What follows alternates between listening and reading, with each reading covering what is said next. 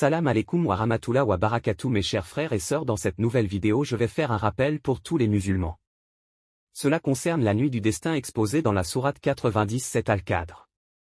Cette réflexion porte sur un principe qui est le suivant. Est-ce qu'après la mort du prophète Muhammad, paix et bénédiction sur lui, l'esprit et les anges ont cessé de descendre ou bien est-elle toujours en vigueur? Si oui, alors sur qui descendent les anges et l'esprit? Écoutons ensemble cette tradition. Une fois, Abi Abdel al-Imam Sadiq, paix sur lui, avait dit, Ali ibn Océan, que les bénédictions et salutations divines lui soient accordées, avait l'habitude de dire. Nous l'avons certes fait descendre pendant la nuit de Qadr al-Qadr et Allah à lui, la puissance et la majesté dit la vérité, Allah fit descendre le Saint-Coran, durant la nuit de Qadr, et qui te dira ce qu'est la nuit de Qadr? Le messager d'Allah, paix et bénédiction sur lui, avait dit. Je ne sais pas, et Allah à lui, la puissance et la majesté avaient annoncé, la nuit de Qadr est meilleure que 1000 mois. C'est-à-dire 1000 mois dans lesquels, il n'y aurait pas la nuit de Qadr. Et Allah annonça à son messager. Sais-tu pour quelle raison, elle est meilleure que 1000 mois? Il répondit. Non. Allah annonça, car, durant celle-ci, les anges descendent ainsi que le roux par permission de leur Seigneur pour tout ordre. Et il est évident que quand Allah à lui, la puissance et la gloire permet une chose, il l'a approuvée. Elle est paix et salut, jusqu'à l'apparition de l'aube.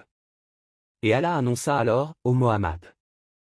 Les anges et mon route apporteront ma paix et mon salut, dès le moment où ils descendent, et ce, jusqu'à l'apparition de l'aube. Allah annonça ensuite dans un verset de son livre. Et craignez une fitna qui n'affligera pas exclusivement les injustes d'entre vous.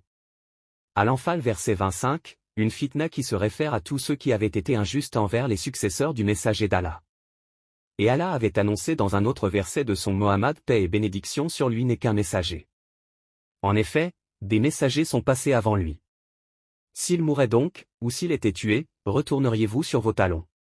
Quiconque retourne sur ses talons ne nuira en rien à Allah. Et Allah récompensera bientôt les reconnaissants.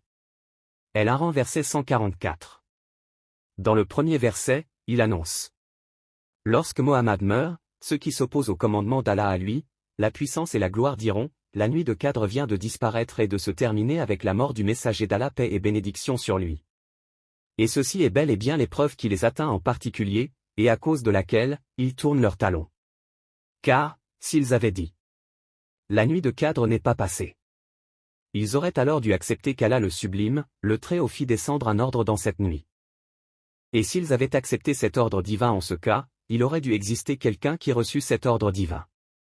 Ceux qui ont reçu cet ordre divin sont les 12 imams l'un après l'autre jusqu'à maintenant avec Al-Mahdi qui est en occultation.